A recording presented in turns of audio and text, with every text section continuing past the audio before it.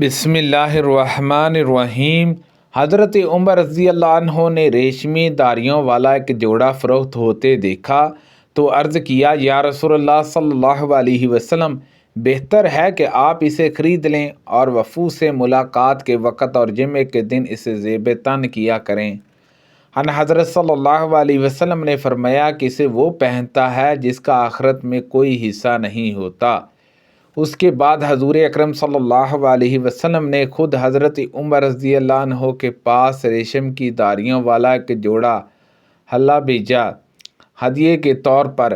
حضرت عمر رضی اللہ عنہ نے عرض کیا، آپ نے مجھے یہ جوڑا حلہ عنایت فرمایا ہے، حالانکہ میں خود آپ سے اس کے بارے میں وہ بات سن چکا ہوں جو آپ نے فرمائی تھی۔ آپ نے فرمایا کہ میں نے تمہیں یہ کپڑا اس لیے دیا ہے کہ اسے بیچ دو یا عورتوں وغیرہ میں سے کسی کو پہنا دو۔ انہوں نے رسول اللہ صلی اللہ علیہ وسلم کی صاحبزادی ام کلثوم رضی اللہ عنہا کو زرداری دار ریشمی جوڑا پہنے دیکھا۔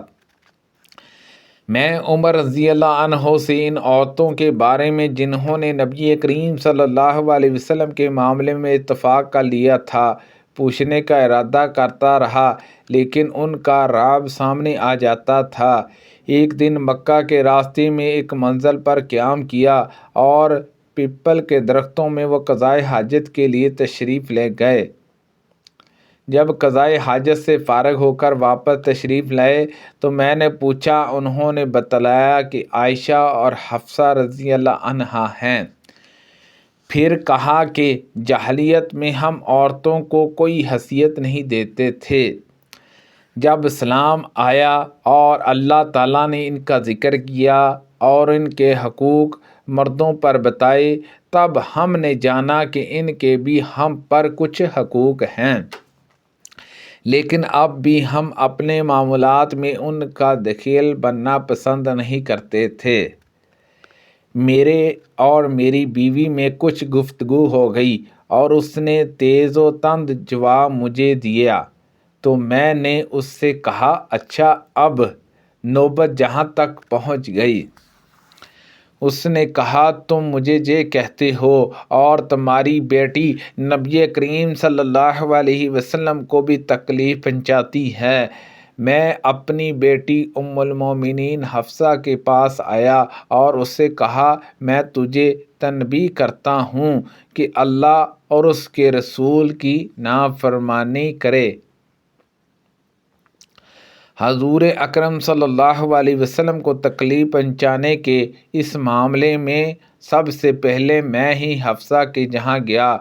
پھر میں حضرت ام سلمہ کے پاس آیا اور ان سے بھی یہی بات کہی، لیکن انہوں نے کہا کہ حیرت ہے تم پر عمر، تم ہمارے معاملات میں داخل ہو گئے ہو، صرف رسول اللہ صلی اللہ علیہ وسلم اور آپ کی ازواج کے معاملات میں دخل دینا باقی تھا۔ سو اب وہ بھی شروع کر دیا۔ انہوں نے میری بات رد کر دی۔ قبیلہ انصار کے ایک صحابی تھے، جب وہ حضور اکرم صلی اللہ علیہ وسلم کی صحبت میں موجود نہ ہوتے اور میں حاضر ہوتا تو تمام خبریں ان سے آ کر بیان کرتا تھا، اور جب میں ان حضرت صلی اللہ علیہ وسلم کی صحبت سے غیر حاضر ہوتا اور وہ موجود ہوتے تو وہ ان حضرت صلی اللہ علیہ وسلم کے متعلق تمام خبریں مجھ کو آ کر سناتے تھے۔ آپ کے چاروں طرف جتنے بادشاہ وغیرہ تھے ان سب سے آپ کے تعلقات ٹھیک تھے، صرف شام کے ملک خسان کا ہمیں خوف رہتا تھا کہ وہ کہیں ہم پر حملہ نہ کر دیں۔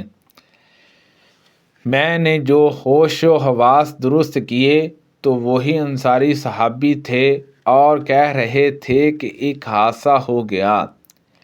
میں نے کہا، کیا بات ہوئی؟ کیا خسان چڑھ آیا ہے؟ انہوں نے کہا کہ اس سے بھی بڑا حادثہ کہ رسول اللہ صلی اللہ علیہ وسلم نے اپنی ازواج کو طلاق دے دی۔ میں جب مدینہ حاضر ہوا تو تمام ازواج کے حجروں سے رونے کی آوازیں آ رہی تھیں۔ حضور اکرم صلی اللہ علیہ وسلم اپنے ملاخانے پر چلے گئے تھے اور ملاخانے کے دروازے پر ایک نوجوان پہرے دار موجود تھا۔ میں نے اس کے پاس پہنچ کر اس سے کہا کہ میرے لیے حضور اکرم صلی اللہ علیہ وسلم سے اندر حاضر ہونے کی اجازت مانگ لو۔ پھر میں اندر گیا تو آپ ایک چٹائی پر تشریف رکھتے تھے جس کے نشانات آپ کے پہلو پر پڑے ہوئے تھے، اور آپ کے سر کے نیچے ایک چھوٹا سا چمڑے کا تکیہ تھا جس میں کھجور کی چھال بری ہوئی تھی۔ چند کچی کھالیں لٹک رہی تھیں اور ببل کے پتے تھے۔ میں نے ان حضرت صلی اللہ علیہ وسلم سے اپنی ان باتوں کا ذکر کیا جو میں نے حفصہ اور ام سلمہ سے کہی تھیں، اور وہ بھی جو ام سلمہ نے میری بات رد کرتے ہوئے کہا تھا۔ حضور اکرم صلی اللہ علیہ وسلم اس پر مسکرا دیے۔ آپ نے اس ملاخانے میں 29 دن تک قیام کیا، پھر آپ وہاں سے نیچے اتر آئے۔ نبی کریم صلی اللہ علیہ وسلم رات کے وقت بیدار ہوئے اور کہا، اللہ کے سوا کوئی معبود نہیں، کیسی کیسی بلائیں اس رات میں نازل ہو رہی ہیں اور کیا کیا رحمتیں اس کے خزانے سے اتر رہی ہیں۔ کوئی ہے جو ان حجرے والوں کو بیدار کر دے۔ دیکھو بہت سی دنیا میں پہننے اوڑھنے والیاں آخرت میں ننگی ہوں گی۔ ظاہری نے بیان کیا کہ ہندہ اپنی آستینوں میں انگلیوں کے درمیان گنڈائیاں لگاتی تھی تاکہ صرف انگلیاں کھلیں، اس سے آگے نہ کھلے۔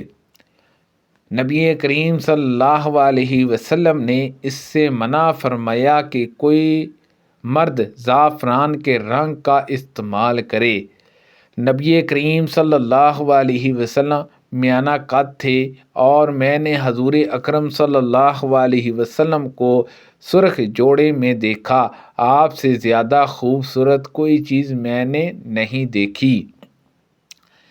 ہمیں رسول اللہ صلی اللہ علیہ وسلم نے 7 چیزوں کا حکم دیا تھا: بیمار کی عیادت کا، جنازے کے پیچھے چلنے کا، چھینکنے والے کا جواب یرحمک اللہ سے دینے کا، اور ان حضرت صلی اللہ علیہ وسلم نے ہمیں ریشم، دیبا، کسی استبرق اور سرخ زین پوشوں کے استعمال سے بھی منع فرمایا تھا۔ کیا نبی کریم صلی اللہ علیہ وسلم جوتے پہنتے ہوئے نماز پڑھتے تھے؟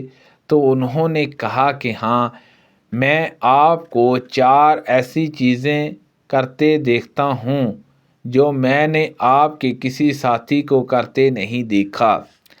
حضرت ابن عمر رضی اللہ عنہما نے کہا، ابن جرجہ وہ کیا چیزیں ہیں؟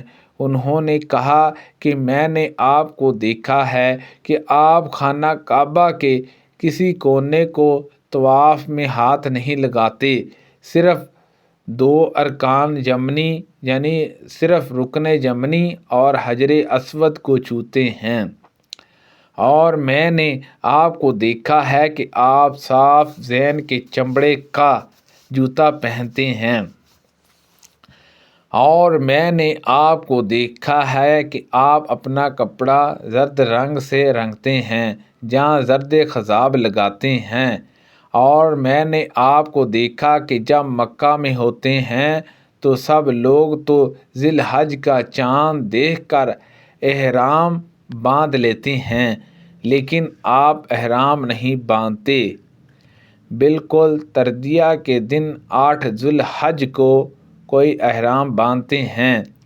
ان سے حضرت عبداللہ بن عمر رضی اللہ عنہما نے کہا کہ خانہ کعبہ کے ارکان کے متعلق جو تم نے کہا تو میں نے رسول اللہ صلی اللہ علیہ وسلم کو ہمیشہ صرف حجر اسود اور رکن یمنی کو چھوتے دیکھا۔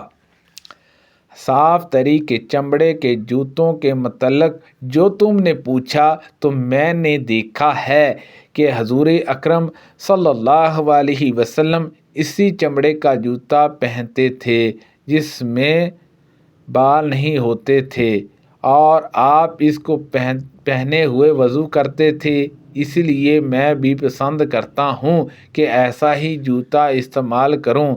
زرد رنگ کے متعلق تم نے جو کہا ہے تو میں نے حضور اکرم صلی اللہ علیہ وسلم کو اس سے خضاب کرتے یا کپڑے رنگتے دیکھا ہے، اسی لیے میں بھی اس زرد رنگ کو پسند کرتا ہوں۔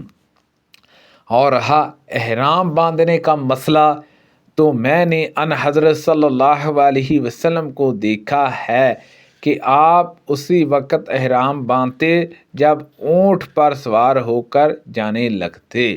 سبحان اللہ عز و جل۔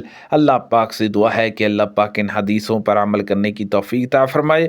کو پڑھنے میں غلطی کوتاہی ہو گئی ہو تو اللہ پاک معاف فرمائے۔ صدقہ جاریہ سے زیادہ لوگوں تک شیئر کیجیے۔ آمین بجاہ النبی الامین صلی اللہ علیہ وسلم۔